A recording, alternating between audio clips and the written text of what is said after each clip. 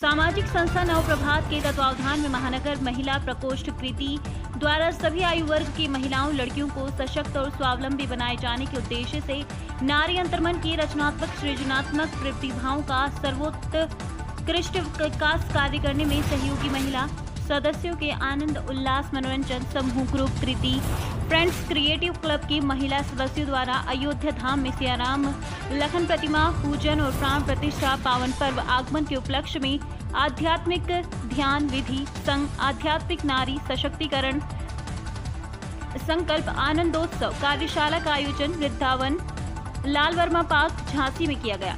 आध्यात्मिक आनंदोत्सव कार्यक्रम मुख्य अतिथि प्रतिष्ठित आध्यात्मिक संस्था लाइफ एंड मेडिटेशन संस्थापक ज्योतिषाचार्य आचार्य पंडित रवि शर्मा गुरुजी संस्था महिला प्रकोष्ठ कृति राष्ट्रीय अध्यक्ष रूपम अग्रवाल उपस्थित रहीं। आध्यात्मिक आनंद उत्सव कार्यक्रम की अध्यक्षता संस्था महिला प्रकोष्ठ महासचिव प्रियंका अवस्थी ने की। आध्यात्मिक आनंद उत्सव कार्यक्रम में आध्यात्मिक आचार्य पंडित रवि शर्मा गुरु ने वीर भूमि झांसी के अलग अलग क्षेत्रों से अपनी प्रतिभाशाली प्रतिभाओं के साथ सक्रिय उपस्थिति दर्ज करवाने वाली सखियों को आध्यात्मिक ध्यान विधि का परिचय देते हुए आज की भागदौड़ भरी जिंदगी के कुछ मिनट में श्वास गति पर आधारित विभिन्न ध्यान विधि अंतर्गत नाद ब्रह्मा विचारों का केथाशीर्ष मैं कौन हूँ ध्यान विधि के प्रयोग से वर्तमान आधुनिक परिवेश में महिलाओं और लड़कियों के अंतर्मन में छुपी हुई महारानी लक्ष्मीबाई की शक्ति स्वरूप आभा का विकास और संवर्धन कैसे हो विषय पर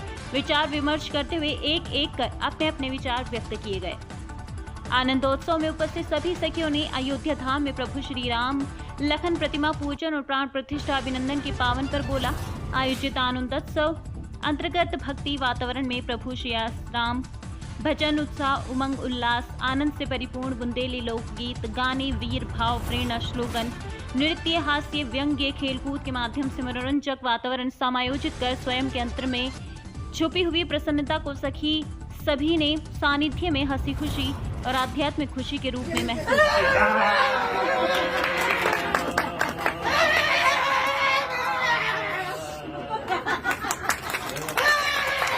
आते ही सिर्फ एक डेमो है, क्रोध तो हमको आज हम जब क्रोध को बाहर निकालेंगे तो वो अंदर नहीं रहेगा। और 10 मिनट अगर हमने 10 मिनट तक फ्रस्ट्रेशन किया, नो माइंड मेडिटेशन किया, जिब्रेस किया, तो 10 मिनट के बाद हम साइलेंट होकर के लेट जाएंगे और बैठ जाएंगे। बैठ करके अपनी ब्रीदिंग पे फोकस करेंगे। फोकस ऑन योर ब्रीदिंग, कैसे सांस आ रही है, कैसे जा रही है। ये हो गया एक ध्यान गुस्से में। अब आपको एक क्वेश्चन पूछती हूँ। जय माई की सखियों, आध्यात्म के संदर्भ में हम सिर्फ इतना ही कहना चाहेंगे कि जब हमारे जीवन में जटिलताएं आती हैं, जब दुखभरा समय आता है, परेशानियां आती हैं, तब उस समय हम सब अपना आपस हो जाते हैं, हम सब विचलित हो जाते हैं, परेशान हो जाते हैं कि हम क्या करें, कहाँ जाएं, किससे मदद करें। उस वक्त अध्यात्म से जुड़ा जो व्यक्ति होता है वह उन कठिन से कठिन परिस्थितियों में भी कभी अपना संयम नहीं होता, कभी अपना धैर्य नहीं होता, उसके व्यवहार में जरा की भी विचलितता नहीं है। वह उन परिस्थितियों का खुले मन से सामना भी करता है और जो उन दुर्लभ वक्त में जो निर्णय लेने की क्षमता होती है वो एक सामान्य व्यक्ति से कहीं ज्यादा प्रबल होती है। इसलिए वो ये बहुत ही आसानी से कर देते हैं। और आज हमारा भाव बहुत ही गदगद है, गौरवान्वित है कि हमारे बीच एक आध्यात्म की दुनिया के एक ऐसी ही महान शख्सियत, एक ऐसे ही ज्योतिष आचार्य की हमारे रवि शर्मा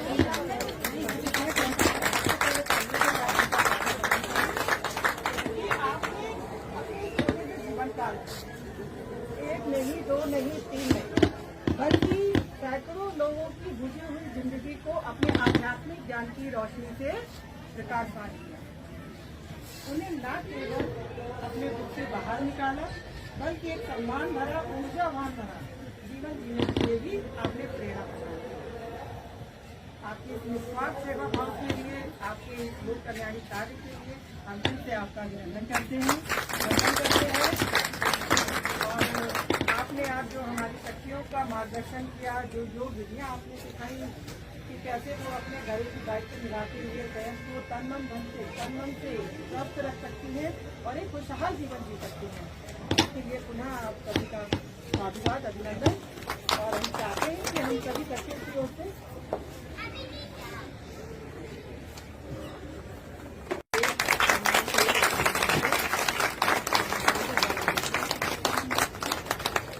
एक